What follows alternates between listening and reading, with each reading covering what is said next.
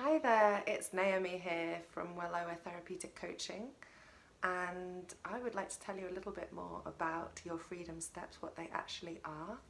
So I'm a coach and psychotherapist, and I myself have come through a real long recovery journey. I've recovered from compulsive overeating, difficult relationships with money, and difficult relationships, which included a lot of fantasizing and expecting myself to be saved and rescued, which never happened. And I've really regained a sense of joy and aliveness and health in my life. And so I've come to share my journey with other people. This program is really great for anybody that struggles with any type of compulsive addictive behavior and even an addiction. So drugs and alcohol, overeating, internet use, difficult relationships with money, debting, overspending, under-earning. The list goes on really. And if you're not sure about that, feel free to ask a question. Does this apply to this or that? And I'll give you my honest opinion about that. So Your Freedom Steps is basically an internal family systems journey through the 12 steps. So I myself am a huge fan of 12-step recovery. I owe 12-step fellowships such a massive thank you for all the support I've had over the years for myself. However, there was an enormous way in which the 12 steps didn't serve me personally. Hugely significant was the way in which I felt it was being suggested that I needed a male god, a masculine god, and that God needed to somehow be outside myself, not within, not something that I could use as my own sense of inner guidance. And about 6 years ago, I started training and then later qualified as a psychotherapist. And at that time, I discovered something called internal family systems therapy, which gave me exactly the paradigm shift in my recovery that I was literally thirsty for. So there were ways in which 12-step recovery didn't work for me. I found the language quite shaming and quite suggesting that I was somehow a mistake, or that there were parts of me that just weren't good and needed to be fixed. And most significantly, it gave me this wrong idea that my addictive tendencies were because there was a part of me that was somehow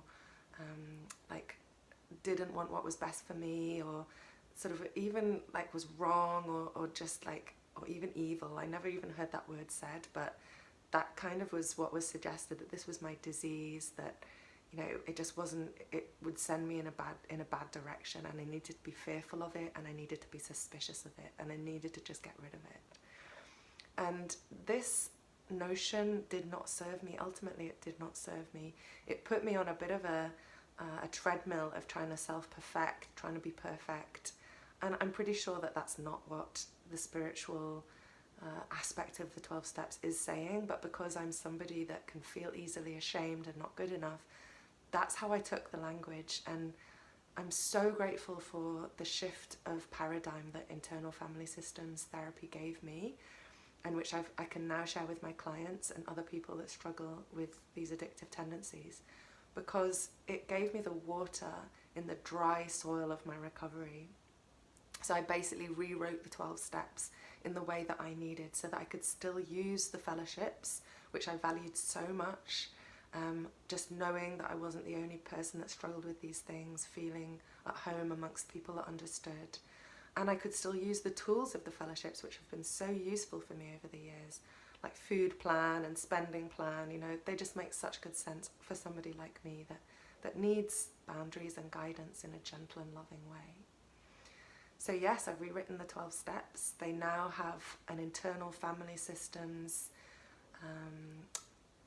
center, beating heart, and philosophy and understanding of the mind, and the way in which addiction is actually a cluster of parts of us that have become quite entrenched in the way that they try and protect us from pain and suffering.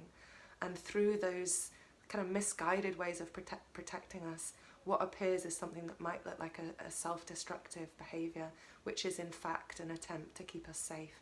Even I find the parts of me that want to destroy me are coming from a place of wanting to destroy pain, the pain inside me.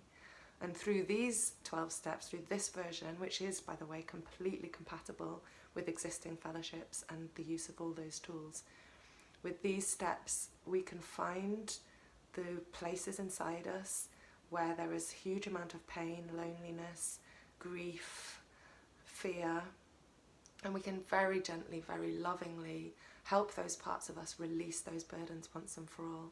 And once those burdens are released, those protective parts that try and have us do the things, you know, overeat, drink, whatever it is that we're doing, they can relax way back and they can really put their feet on the coffee table and know that they can serve us in much more wholesome ways. So I'm so grateful that you're on board with this. Really, for me to keep creating these videos and sharing this content with you, I need that feedback loop to be in place. So please say that you like this, press like, share it with other people, put your comments down there as well, and yeah, I'll keep sharing and I'll guide you through your freedom steps one video at a time. So let me know that that's all good with you. And yeah, this is Naomi again from Wellower Therapeutic Coaching, so delighted to be with you on this journey of recovery.